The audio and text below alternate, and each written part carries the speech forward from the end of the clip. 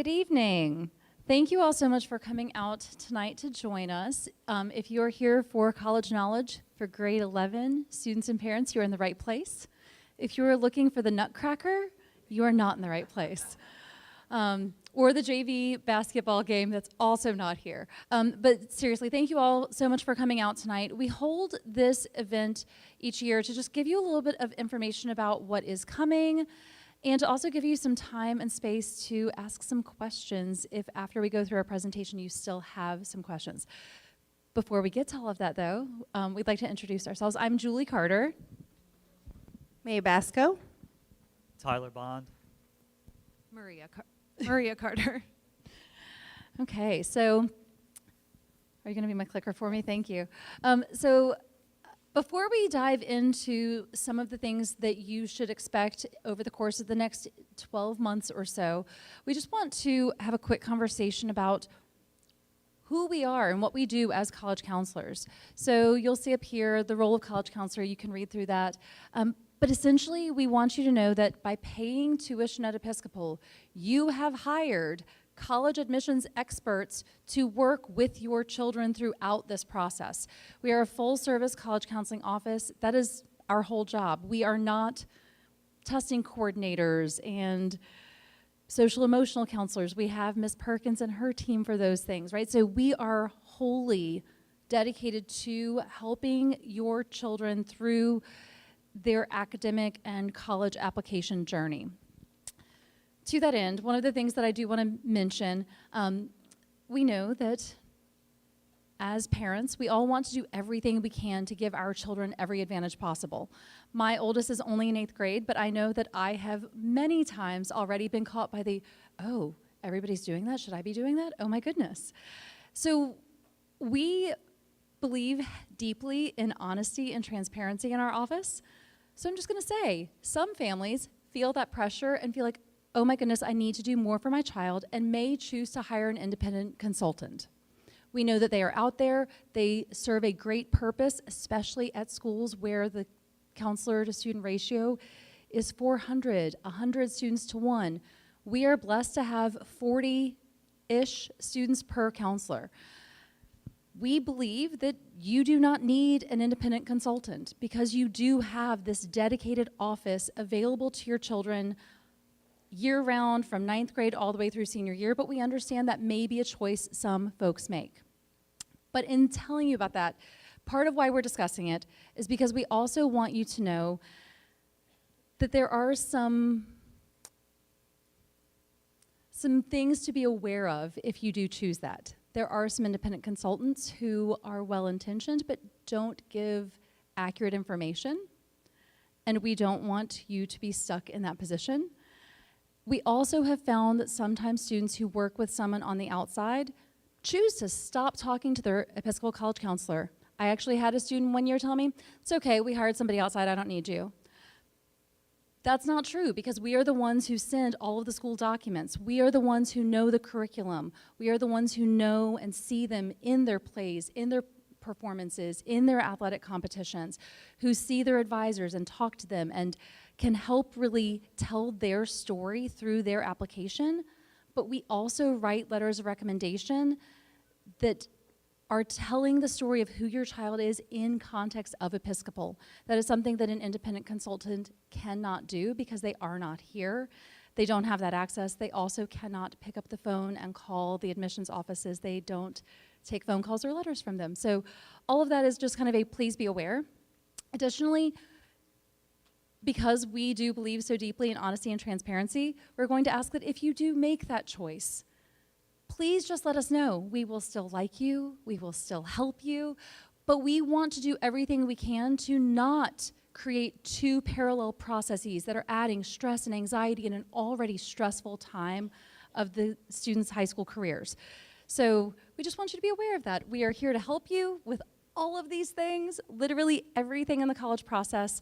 And your handout, that if you picked one of those up, tells you a little bit more about our office mission and philosophy and some of the ways that we really are doing everything we can to support them the whole way through. Next slide, please. Okay, so an overview of what's to come. We are going to talk about many of these things throughout our meeting tonight, but a lot of it's going to continue unfolding over the course of the next 6 to 12 months. I also did not mention at the opening, this is not a one-time meeting. We will continue reminding you of all of these things. So if you don't remember something from tonight, you are always welcome to pick up the phone, send an email to ask us questions. So over here on the your left-hand side, the things that we're going to do, we are going to be meeting with families. We are going to be sending an invitation for all of you to have family meetings in January or February. We meet with students individually. We've already met with about 50% of the junior class for get-to-know-you meetings that are just a casual conversation. We are not talking about college yet, just getting to know them, breaking the ice before those family meetings. We lead college counseling classes, continue meeting with students individually. We offer application and essay workshops throughout junior year into senior year, hold end-of-year meetings, and then host application kickoff in August. So this is really just giving you the next, 8-9 months of what we will be doing. What we hope students and families will be doing is visiting colleges, researching them, taking standardized tests, which we will help you navigate that. We'll also talk about that more in depth in a moment. Students should be completing applications and essays and continuing to meet with their Episcopal College counselor regularly for a list development, testing timeline, and to review all of those materials down the road. Again, that is everything over the next 9 months. It is not going to be that jam-packed, but we're also going to break that down for you a little bit more in the next couple of slides. Oh, got one more that I've got to tell you about, college counseling class. So during students' free period, during second semester, or if they don't have a free period, tutorial and activities, they will be meeting with us. We've got 5 required classes where they are going to create their common application and start filling it in. We have them complete an activities resume, help them find the best way to phrase what they have done, the impact they've had, and why it's meaningful. We are going to have them do an essay workshop where they start working on what they might write about, give themselves some ideas. They'll work on their teacher recommendation forms, which again, we'll touch on that process in a little bit. And then we're going to have some optional workshops for additional work on essays. And then we're also holding, I believe it's in February, we'll send the dates out to y'all, for aptitudes and interests, because we've had a lot of students and families say they want to take some sort of assessment to help figure out a path or a direction, or even to have some phrasing to explain the things that they are strong in as they put together those applications. So all of this will be coming up from January through April, kind of space out so that they have time to come to the class and then time to think on it and to put together the pieces of their application. Over to me now. Okay, just making sure that worked. So a list of the college application components are in front of you. We're going to go into a little bit more depth with each one of these, but everything that we're working on with your students is an ongoing process at this point in time, whether it be their transcript, standardized tests, recommendations, activities, or the application essay. It's all going to be on their own individual timeline. So some students might be further along, some students may not be as far along in the process, and we're going to go into that over the next couple of slides. Okay, so first off, the application. There's a couple of different application types that we're going to run into throughout the application process. One of them, early decision. That is the only one up there that is going to be a binding contract that the student is going to sign once they apply. Now, there are multiple people that would sign that contract. It would be the college counselor that your student is working with. It would be you as parents, and it would also be them signing a contract saying, yes, if I get admitted to this school, I am going regardless of the cost. It wasn't working too well? Or at all? Okay. Oh, that's a lot louder.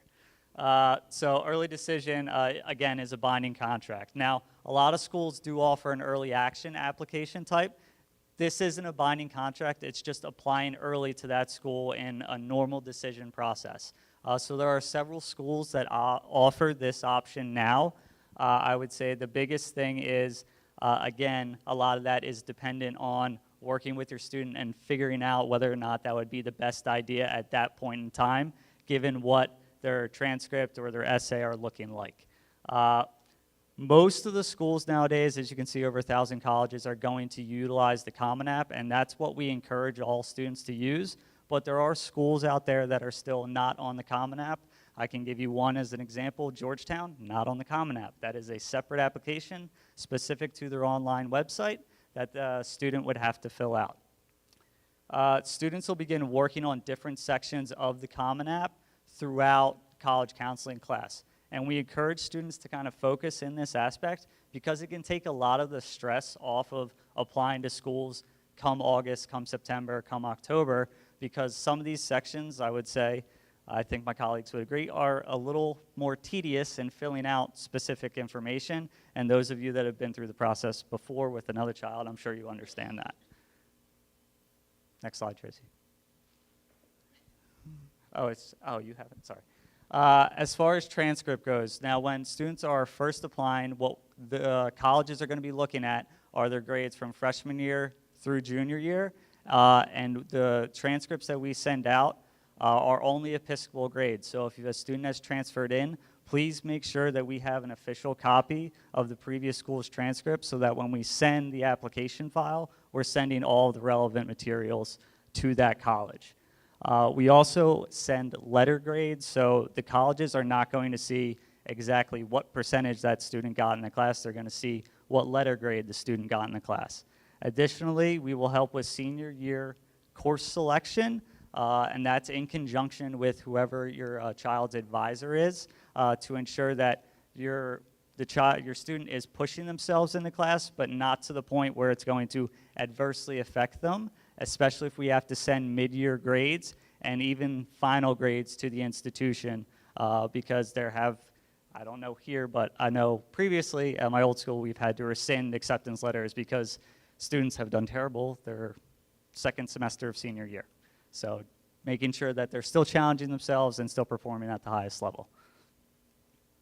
And GPA, okay, so here at Episcopal, we report a weighted GPA.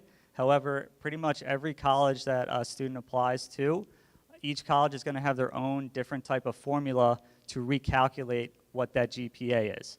It's different from University of Florida to FSU to Jacksonville University. What? It's all the same in Florida, yes. I'm from Pennsylvania originally, so we do things a little bit differently up there. So colleges all use the GPA direct from a transcript and then recalculate that utilizing their formula. The one big thing I want to touch on is there are several schools, especially a lot of state university schools here in Florida, that use a self-reported academic transcript, or SSAR, which is something if your students plan to apply in Florida, they're going to be hearing a lot about. And that is something they complete on their own. Essentially, they're just inputting their grades from freshman year all the way through junior year, and as well as any in-progress courses, senior year courses that they would be taking. And they're submitting it to the school instead of us sending their official transcript to that institution. And that will be, again, recalculated utilizing the SSAR and Florida system formula.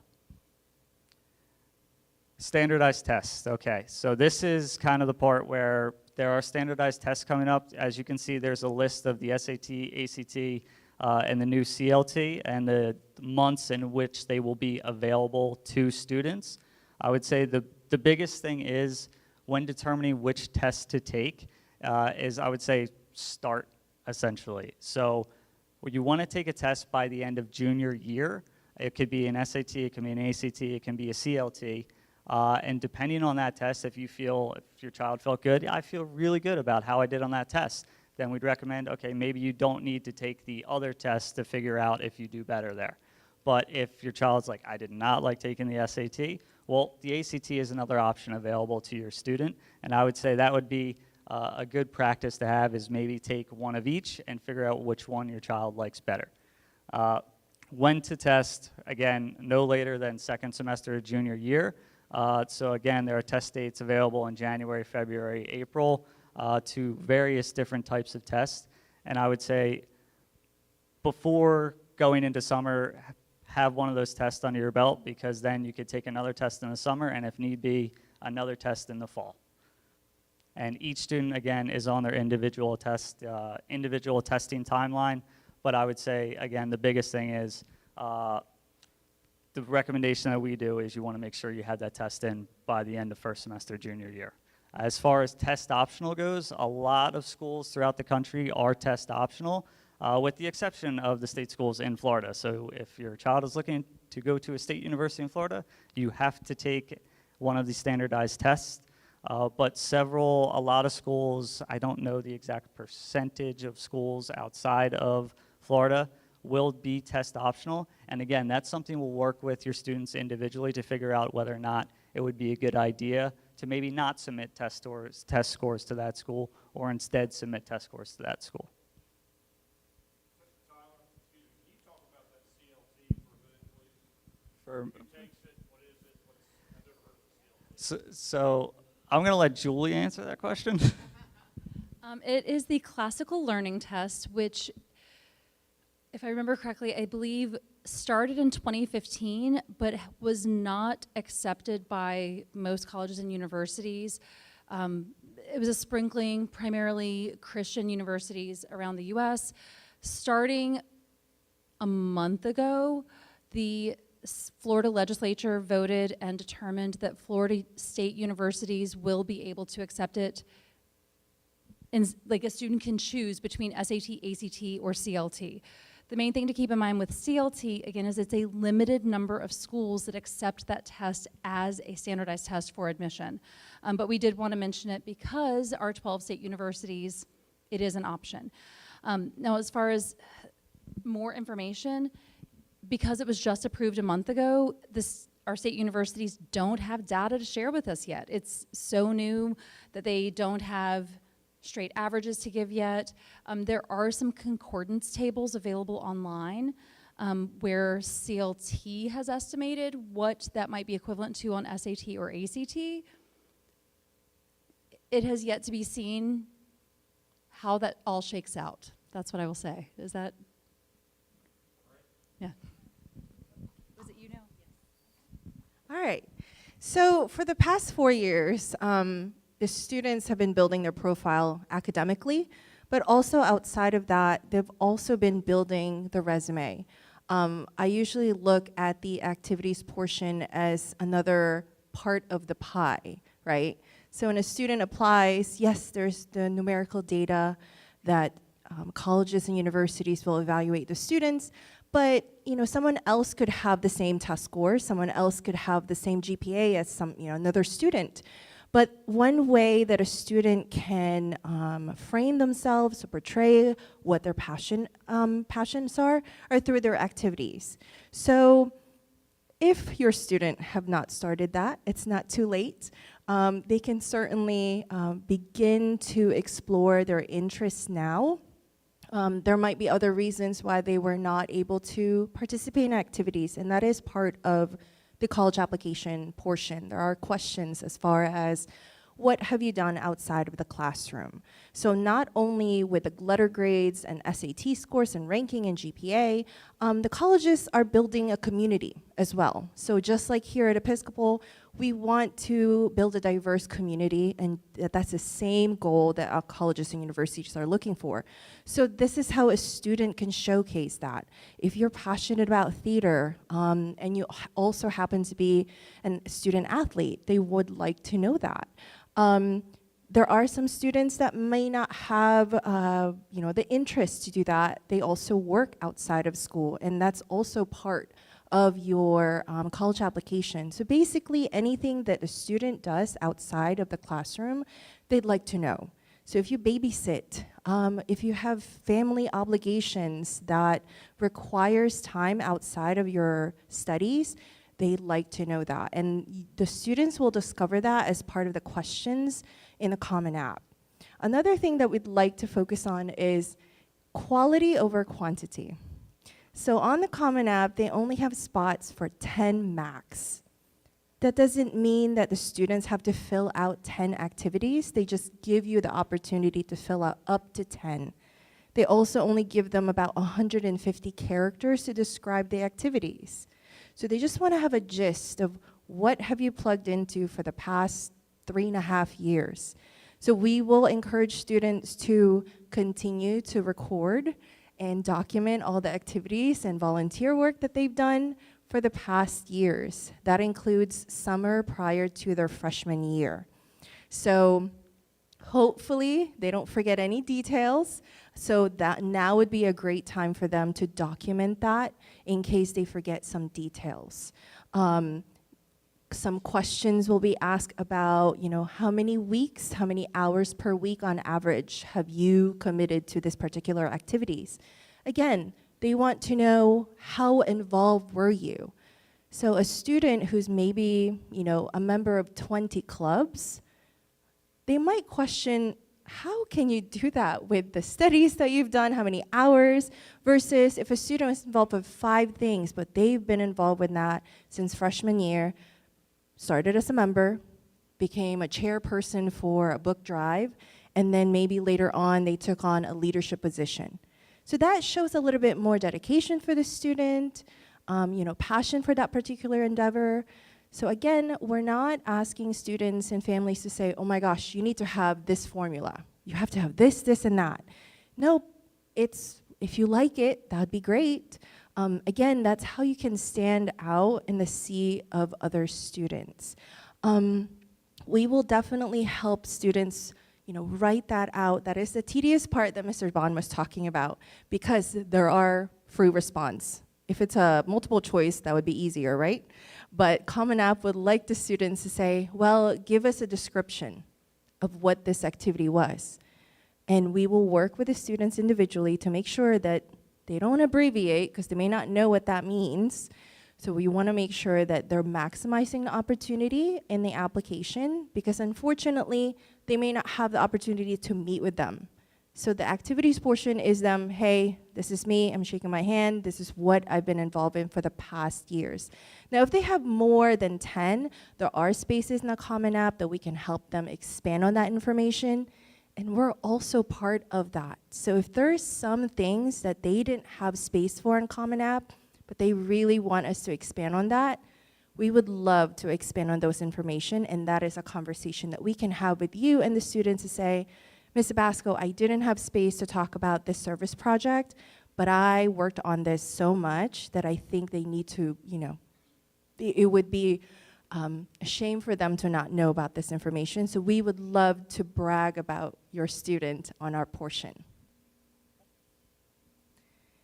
And besides us, there are some educators in this building that would love to take the time and effort to frame your student in the best light. So that's when the teacher recommendation comes in.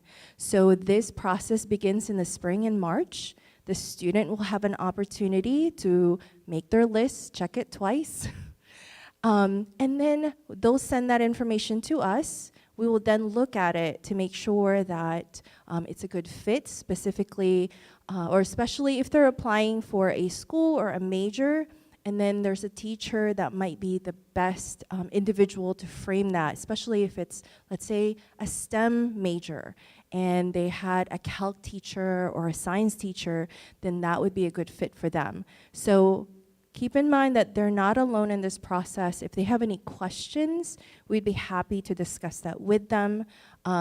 We are recommending, 2 junior year teachers.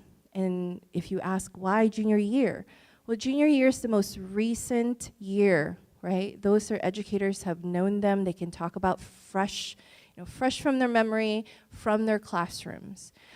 If you wonder what the teachers write about, of course they write about the students and how they perform in the classroom, but sometimes they will have space to talk about other things outside of the classroom. That's why the students are required to fill out a student questionnaire in case the teachers would like to incorporate those information in their letters. They can do that as well.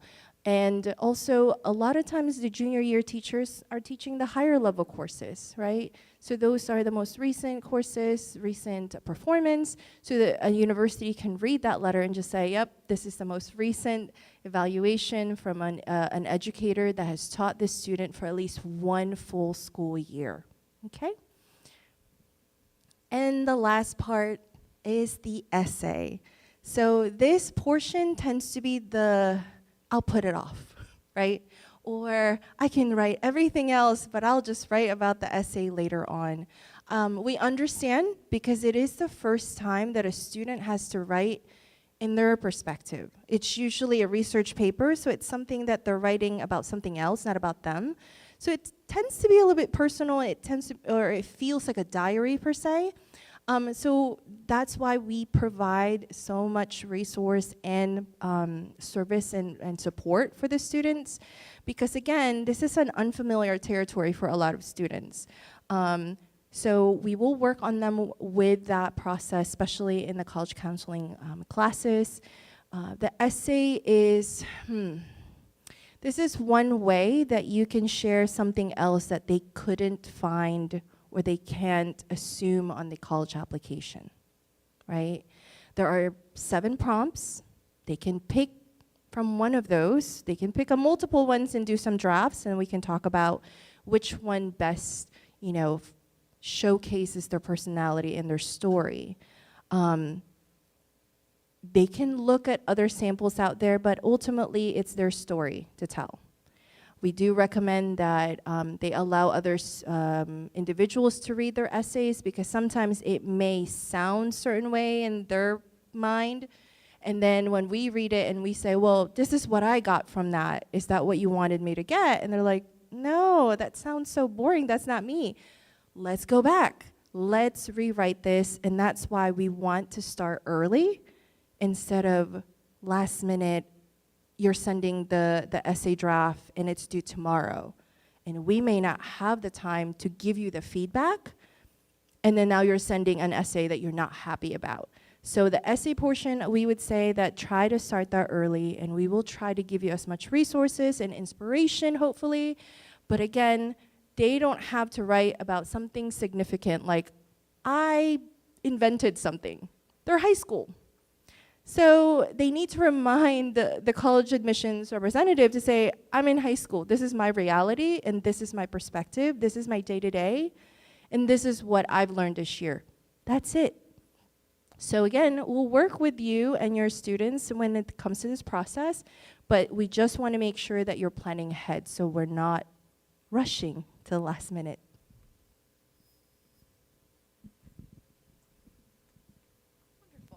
And the handoff. So, SCORE, have you all heard of this? Raise your hand if you're familiar. Yes. So this is our tool that we use. It's kind of the college counseling platform that we use to help students, it's really from the beginning of the process through sending their final transcript once they've enrolled somewhere. So we will help students, students will start following schools in SCORE. They can use this for college research, and this is how we send documents and all of those things. So if you have not been invited, I think we will be doing that. All of them should be. You should all have been invited to join SCORE. As well, students as 9th graders, parents as well. Last year? Either way, if you're not in SCORE, let us know. There is a lot of helpful historical data in SCORE as well. So this is, students use this to let us know, where they've been admitted, how they applied, things like that. So all of that data is helpful for us when we are working with you all in crafting your list to say, okay, this is kind of the middle 50% of students who have been admitted from Episcopal, and we know the outcomes there. So kind of using that to help us inform the college list as well. Can everyone hear? Is the microphone fine? Just want to make sure. Okay, cool. So we can go on. Yep. So the list, where are your students going to apply to schools? And some of you in this room may already have some schools on your radar, and some of you may not, and that is totally fine. What we will be doing really from January on is making sure that we are crafting a very well-balanced college list for with each of our students. And what we will be, all of this will inform the list. So the college search questionnaires that parents and students will be doing, activities, interests, things that students are interested in, all of that will be a part of our process and our suggestions, how we make suggestions. So wherever students are in this process, it is okay. January, February, when we start meeting with families, we will really be getting into that process in earnest and making recommendations based on schools that you're already interested in, or if you have no idea where to start, really looking at, okay, what have you been involved in? What's important to you? And we're going to get into that in a little bit. But some things that you can be doing now that could be helpful if you do have some schools on your radar, or maybe you don't know where to start and you just want to see what a campus tour is like. We have 2 schools very close to our campus, UNF and JU. You can go and just do a college tour just to see what a college tour is like. Maybe it will give you some ideas of, hey, JU had a flight simulator, and I really want to go somewhere that has a flight simulator. So that's just helpful information, and even if it's somewhere where you can say, this is way too big, I know I don't want to be anywhere like this, that's helpful information. Research, like I said, SCORE is helpful, and other we will get into some other ways that you can do that research as well. Oh, and let me plug the College Fair, February 22nd, 2024 at UNF. We will have, last year I think almost 120 schools came to the College Fair, so you'll be getting a lot more information about that. But that's also a really great way to visit with some reps, and even if you visit a reps table who, you know, you wouldn't tell them this, I've never heard of your school, but somewhere you maybe have never heard of it or not familiar with, or maybe you have heard of it in passing, a great way for you to just get information and kind of see what's out there. So we can move on. So yes.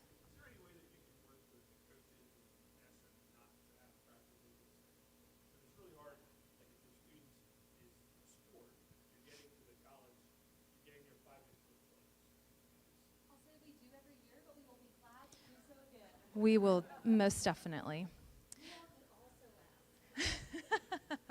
Yes. Yes, students can also ask their coaches too. That would be great. And parents and us.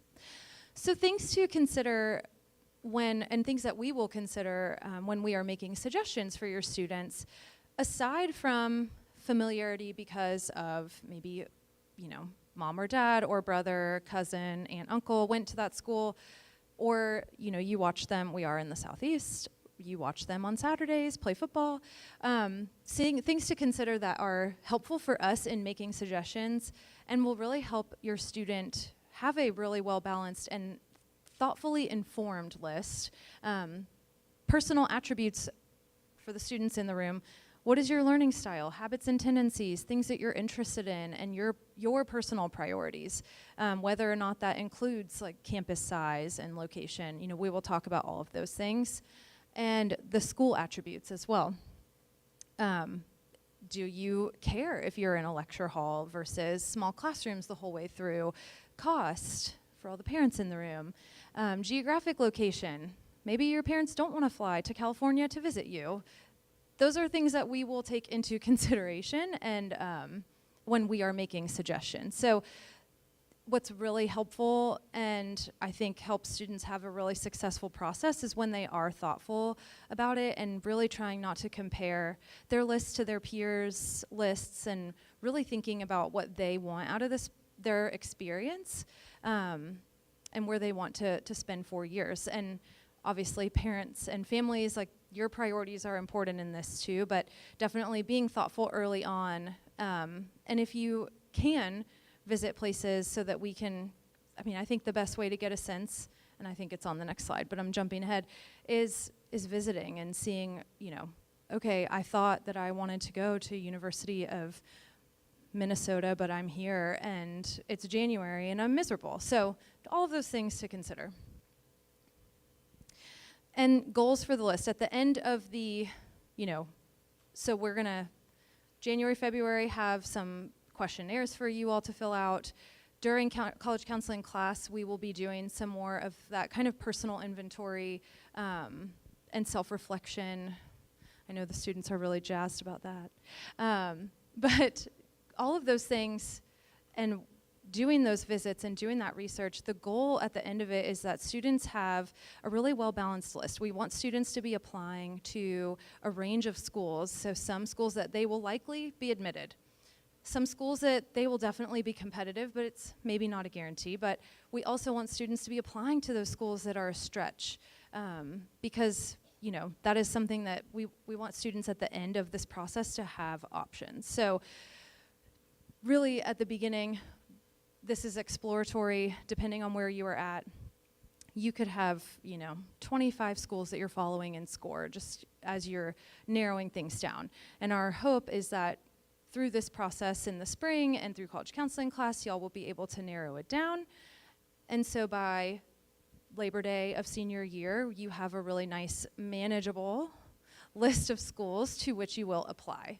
And again, just making sure that these are schools that parents, families, like this is a fit socially, academically, financially, all of those things. And then at the end of the process that students have choices, and that all of those choices, wherever they enroll, they will be happy. So there are some special processes that we also help with obviously in our office. Athletic recruitment, a big one. We communicate with our athletic department for students who are interested in playing a collegiate sport. We work with, obviously we don't see them on the field, so we talk with your coaches and kind of get a sense of, okay, what level, and have those conversations so that we can also help students to not only have a parallel plan, but also see what's going to be a fit for you academically, and whether the school that is recruiting you is a fit. Arts and auditions, the arts tend to have audition programs or fine art like portfolios and things like that. Those processes tend to require a little bit more work on the student end, so those are things that are helpful for us to know early on so we can help manage that timeline. And same with the military academies. The nomination process begins pretty early, so it's really helpful for us to know early on if students are interested at all in the military academies. Did I miss anything there? I think that was it. And so here's some data that we're not trying to scare anyone with. We just want to put this out there because this is information that I think a lot of people maybe don't expect sometimes when we have these meetings. So this is just some popular universities in our state here. I'm not saying these are the most popular, but these are some schools that our students frequently apply to in the state of Florida, and this is just from our observations and the data that we have from Episcopal students who have applied in the past 5-10 years, where they are competitive recently for admission to these institutions. So just to give you a sense of where the state university system is at.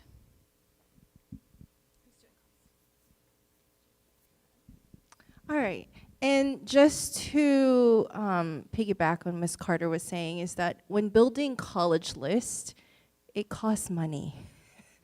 So when your student is looking at 25 colleges, we hope that that's not the final draft, because as you could see, these are just, it adds up. And you might have other students in the past that have graduated, have gone through this process, and it's quite slightly different in the rate now. So please be sure that when you're discussing your college list with your student, that it's a balanced list. We're not saying that, oh my gosh, you have to limit your schools because we have a certain budget.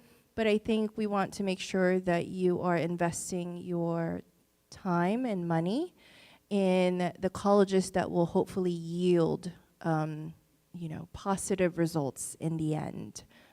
Yeah. So this slide and the next slide are a hypothetical scenario, just to give you kind of a general range of what that looks like. I know we have parents who, when it's, you need to send your test scores again, right? Like it does start to add up, it's incremental, and we just want you to have kind of that overview. Okay, so speaking of time, again, this is hypothetical, but for 6 colleges, I would say, you're looking at anywhere between 50 and 60 hours, and that is on the conservative side. So again, I'm going to go talk about college counseling class a little bit. Students can get some of this stuff done in college counseling class. Again, that would relieve stress on them, help with time management come senior year, especially if they're participating in fine arts, sports, things outside of school as well as staying on top of some pretty tough courses. But there are certain portions of the Common App, like the profile or testing dates, if you know what testing dates you're taking, part of the activities list. It makes it a little bit easier to get all the stuff done in a more timely manner than the 50 to 60 hours, hypothetically, that it would take applying to 6 different schools. And the essay workshops. I would say it's also good that students attend those, especially the optional ones, but also schedule meetings with us throughout junior year because we will be available for those individual meetings to go over things like the essay or the activities list outside of college counseling class as well. Okay, so now that we might have stressed you out a little bit with those last 2 slides, we do want to talk about reducing stress in this process. This is inherently, actually no, I'm going to back up. I don't believe that this has to be a stressful process, but the way that college admissions, the whole process is so frequently talked about in social circles, but also on in the media, whether it's articles or news reports, the anxiety is constantly hyped up, right? Like colleges, world or record-breaking admission, fewer students admitted than ever. Like, yes, those things exist, but the truth is the majority of colleges and universities out there admit more than half of their applicants every year. However, in addition to kind of the noise that's going on outside, we recognize that what we as the professionals and what you all as parents, as friends say to one another can help to reduce the stress through this process that everyone else is trying to make as stressful as possible. So parents, a big part of it is remember that things have changed. The schools that we applied to or that our friends applied to and got into that were considered the safety schools aren't safety schools anymore. How easy it was to apply may have changed. What college admissions officers are looking for has changed. The schools that are most popular have changed.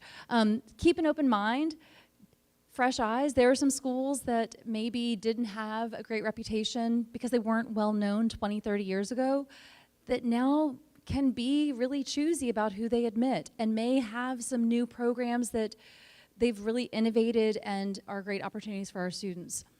A big one, and the students, we're gonna, for those of you who are here, we're enlisting you in this work also. Remember that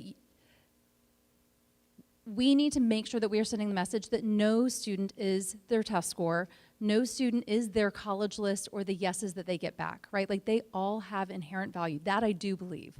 They inherently have so much to offer wherever they end up. And so if we can celebrate every success, that will just help to reduce the pressure. Kind of going back to what I said at the beginning, we know that some families may choose additional help, but recognize that if a student is working and is required to complete the things that they are doing at Episcopal with our college counseling program, working with additional people, the time, the energy, the expense, the additional assignments they might give them can add stress. So just be thoughtful of whether or not that's a good fit. Have open and honest conversations early and often. Years ago, I'm very, very thankful this has not happened in a long time. I had a student who early on had a pretty robust list of schools.